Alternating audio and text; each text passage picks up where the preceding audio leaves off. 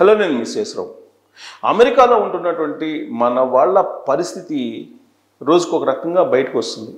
అక్కడ వాస్తవం ఏంటి అనేది తెలుసుకునేటువంటి ప్రయత్నం నేను కూడా చేశాను. ఒకళ్ళిద్దరికి నేను ఫోన్ చేశాను.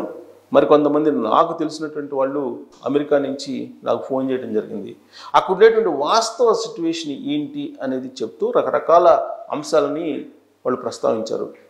వాటిల్లో 2 అంశాలు నన్ను కలిచివేశాయి. వాస్తవంగా బాధపడ్డాను. దేశానికి వెళ్ళి మన వాళ్ళు ఇంత ఇబ్బంది పడుతున్నారు అని.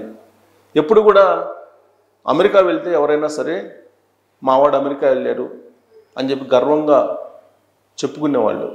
ట్రంప్ ఎప్పుడైతే జనవరి 20వ తారీఖున ప్రమాణ స్వీకారం చేశారో అమెరికా అధ్యక్షుడిగా, ఆ రోజు నుంచి మావాడు అమెరికా వెళ్ళాడు, మా అమ్మాయి అమెరికా వెళ్ళింది, మా పేరెంట్స్ అమెరికాలో ఉన్నారు, ఇలా చెప్పుకోవడానికి కూడా వెనకడుతున్నటువంటి పరిస్థితి. కారణం ఏంటంటే అక్కడ ఉండేటువంటి సిట్యుయేషన్స్ చాలా దారుణంగా ఉన్నాయి. ఈ దారుణమైన పరిస్థితుల్ని అధిగమించడానికి మన ఎన్ఆర్ఐలు అక్రమంగా ఉంటున్నటువంటి వాళ్ళు ఖచ్చితంగా ప్రయత్నం చేస్తూ ఉన్నారు. అయితే ఇప్పుడు అక్కడ ఉండేటువంటి వాళ్ళు కొన్ని లక్షల మంది, దాదాపు 50 లక్షల మంది ఇండియన్స్ ఉన్నారనేది ఒక అనధికారి అంచనా. ఈ 50 లక్షల్లో మనకు సంబంధించినటువంటి తెలుగు వాళ్ళే దాదాపుగా 18 నుంచి 20 లక్షల మంది ఉంటారు అనేది ఒక అంచనా. వీళ్ళల్లో కనీసం 8 లక్షల మంది అక్రమంగా ఉంటున్నారు అనేది కూడా ఒక అంచనా. మరి వీళ్ళందరూ అక్రమంగా ఎన్ని రోజుల పాటు ఉండగలరు? అక్రమంగా ఎన్ని రోజుల పాటు అక్కడ బతకగలరు? అక్రమంగా ఉండేటువంటి వాళ్ళు దొరికితే పరిస్థితి ఏంటి అనేది ఒక చర్చ అయితే, జన్మతః పౌరసత్వం రద్దు అని చెప్పి ఎగ్జిక్యూటివ్ ఆర్డర్ ఇచ్చారు ఇటీవల ట్రంప్. ఆయన ప్రమాణ స్వీకారం చేసినటువంటి రోజునే ఫస్ట్ విడుదల చేసినటువంటి ఎగ్జిక్యూటివ్ ఆర్డర్ ఏదైనా ఉందంటే అదే. ఆ ఎగ్జిక్యూటివ్ ఆర్డర్ మీద సంతకం చేసి ఆయన పెన్ను ఏదైతే ఉందో దాన్ని కూడా ఆయన అభిమానులకి విసిరివేసి గర్వంగా నేను చేయగలిగాను అని ఫీల్ అయ్యారు ఆయన. అయితే జన్మతః పౌరసత్వం కోసం మన వాళ్ళు చాలా వెయిట్ చేస్తూ ఉంటారు, కోరుకుంటూ ఉంటారు. అందుకే మన వాళ్ళు ఏదో ఒక రూపంలో, అటు విజిటింగ్ వీసా రూపంలోనో, లేదా అక్కడ ఎవరైనా తెలిసిన వాళ్ళు ఉంటే అక్కడికి వెళ్ళి శరణార్థులు గానో, లేదా స్టూడెంట్స్ గానో, లేదా బిజినెస్ పీపుల్ గానో, లేదా ఐ వీసా తీసుకొని వెళ్ళటం, ఏదో ఒక రూపంలో మొత్తం మీద అమెరికాకి వెళ్ళి అడుగుపెట్టి అక్కడ డెలివరీ అయితే కనుక ఖచ్చితంగా పౌరసత్వం వస్తుంది అనేటువంటి నమ్మకం ఉండేది. పిల్లలకు పౌరసత్వం వస్తే ఆటోమేటిక్గా పెద్దలకు కూడా వచ్చే అవకాశం ఉంది. అందుకే అనేక మంది అక్రమంగా అమెరికా వెళ్ళి డెలివరీలు చేయించుకున్నటువంటి వాళ్ళు ఉన్నారు, లేరని అంటలేదు, ఖచ్చితంగా ఉన్నారు. ప్రత్యేకించి పంజాబ్, గుజరాత్ ఇలాంటి రాష్ట్రాల నుంచి ఎక్కువ మంది వెళ్ళారు. ఆ తర్వాత తెలుగు రాష్ట్రాల నుంచి వెళ్ళారు ఇలా అనేది కూడా డేటా తీస్తూ ఉన్నారు అమెరికాలో. అమెరికా ప్రభుత్వం డేటా తీస్తుంది. అయితే ఇప్పుడు తాజాగా జారీ చేసినటువంటి ఎగ్జిక్యూటివ్ ఆర్డర్స్లో ట్రంప్ ఫిబ్రవరి 20వ తారీఖుని కట్ ఆఫ్ డేట్ పెట్టారు. ఈ ఫిబ్రవరి 20వ తారీఖు కంటే ముందు ఎవరైతే అక్కడ డెలివరీ అవుతారో, ఆ డెలివరీ అయినటువంటి తర్వాత ఆ పాపకో బాబుకో బేబీకి జన్మతః పౌరసత్వం అనేది వర్తింప చేస్తారు. ఫిబ్రవరి 20 తర్వాత వచ్చినటువంటి డెలివరీ అయినటువంటి పాపకు ఎట్టి పరిస్థితుల్లో జన్మతః పౌరసత్వం ఉండదు. ఇది కట్ ఆఫ్. ఇది ఎగ్జిక్యూటివ్ ఆర్డర్ యొక్క సారాంశం. దాని మీద అమెరికా కోర్టులో ఆల్రెడీ విచారణ జరుగుతుంది. దాదాపు 22 రాష్ట్రాలు ట్రంప్ తీసుకున్నటువంటి జన్మతః పౌరసత్వం రద్దు అనే దాన్ని తప్పుపడుతూ ఉన్నారు. కొందరు జడ్జిలు అయితే ట్రంప్ యొక్క వాలకాన్ని డైరెక్ట్గా అభ్యంతర పెడుతున్నారు. అసలు ట్రంప్కి తలకాయ లేనటువంటి చర్య అని చెప్పి డైరెక్ట్గానే విమర్శిస్తున్నారు. సరే, ఈ విమర్శలు ఎలా ఉన్నా కానీ 22 రాష్ట్రాల్లో ఉండేటువంటి జడ్జిలు, న్యాయస్థానాలు వ్యతిరేకిస్తున్నాయి. కానీ విచారణ సందర్భంగా చాలా వేగంగా అవుతుంది అమెరికాలో.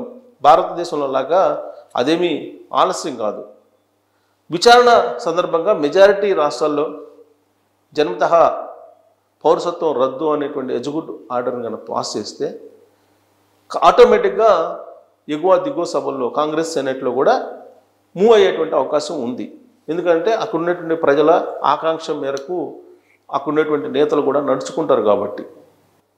డెలివరీ అయితే కనుక, నార్మల్ డెలివరీ అయితే కనుక నీకు ఖచ్చితంగా 9 నెలల తర్వాతనే, 1 నెల తక్కువగా బేబీని బయటికి తీసే అవకాశం కూడా ఉంది. ఆ టెక్నాలజీ కూడా ఇప్పుడు ఉంది. అందుకే 1 నెల ముందుగానే డెలివరీ చేయించుకునేదానికి మన వాళ్ళు చాలామంది అక్కడ, కేవలం మనవాళ్లే కాదు, అక్కడ ఉన్నటువంటి అక్రమ వలసదారులు ఎవరైతే ఉన్నారో లేదా అక్కడ గర్భిణీలు ఎవరైతే ఉన్నారో వాళ్ళు ముందస్తుగానే 1 నెల డెలివరీ చేయించుకోవడానికి, బిడ్డకు జన్మనివ్వడానికి సిద్ధపడుతున్నటువంటి తల్లులు అనేక మంది ఉన్నారు. హాస్పిటల్స్లో క్యూ కడుతున్నారని చెప్పేసి చెప్తూ ఉన్నారు. హాస్పిటల్స్లో ఇప్పుడు జననాల రేటు సంఖ్య కూడా పెరిగిందని చెప్తున్నారు. 1 నెల ముందుగానే ఇవన్నీ డెలివరీస్ చేయించుకోవడానికి సిద్ధపడుతున్నారు.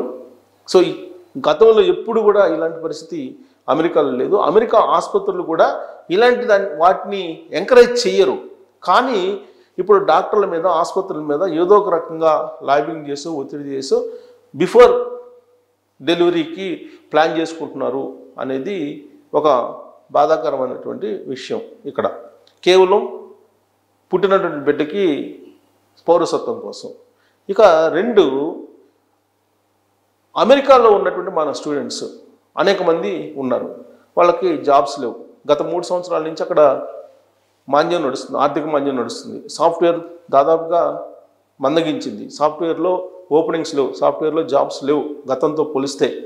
అందుకే చాలామందికి జాబ్స్ లేనటువంటి పరిస్థితుల్లో అక్కడ క్యాబ్స్ నడిపేటువంటి వాళ్ళు, రెస్టారెంట్లో పనిచేసేటువంటి వాళ్ళు, సినిమా థియేటర్లో పనిచేసేటువంటి వాళ్ళు, లేదా గ్యాస్ స్టేషన్లో పనిచేసేటువంటి వాళ్ళు, ఇలా చాలామంది ఉన్నారు. అయితే ఇప్పుడు నాకు తాజాగా అమెరికా నుంచి వచ్చినటువంటి ఒక మా తెలిసినటువంటి వాళ్ళు చెప్పినటువంటి మాట ఏంటంటే, 1 వారం క్రితమే అమెరికా నుంచి వచ్చారు. వాళ్ళు చెప్పినటువంటి మాట ఏంటంటే, వాళ్ళిద్దరు పిల్లలు అమెరికాలో ఉన్నారు, సెటిల్ అయిపోయారు. వాళ్ళు సెటిల్ అయిపోయి ఎప్పటి నుంచో దాదాపు 15-20 సంవత్సరాల నుంచి ఉన్నారు అయితే వాళ్ళు. కానీ ఇప్పుడు వెళ్ళినటువంటి వాళ్ళు ఇళ్లల్లో వంట మనిషిగా, పని మనుషులుగా పనిచేస్తున్నారు అని చెప్పి చెప్తున్నారు.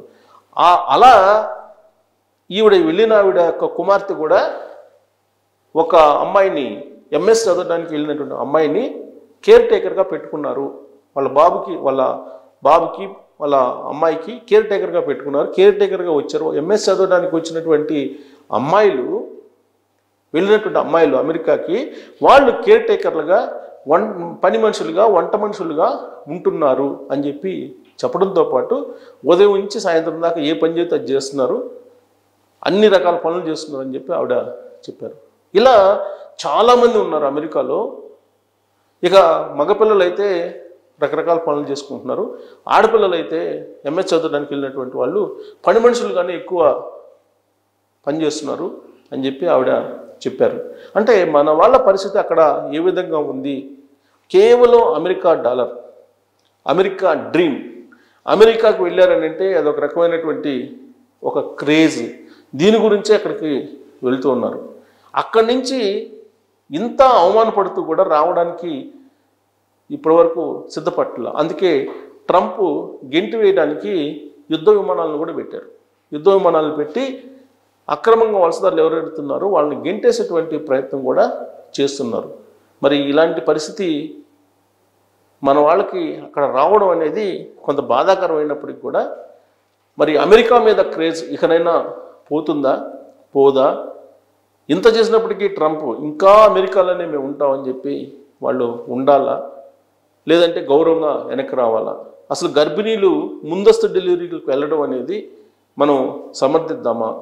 ఎంఎస్ఆర్ చదవడానికి వెళ్ళినటువంటి అమ్మాయిలు పని మనుషులుగా వాళ్ళు జీవనం సాగించడానికి మనం సమర్థిద్దామా? ఏంటి అక్కడ ఉన్నటువంటి పరిస్థితి అనే దాని మీద మీరు కూడా కామెంట్ రూపంలో తెలియజేయచ్చు. Thank you very much.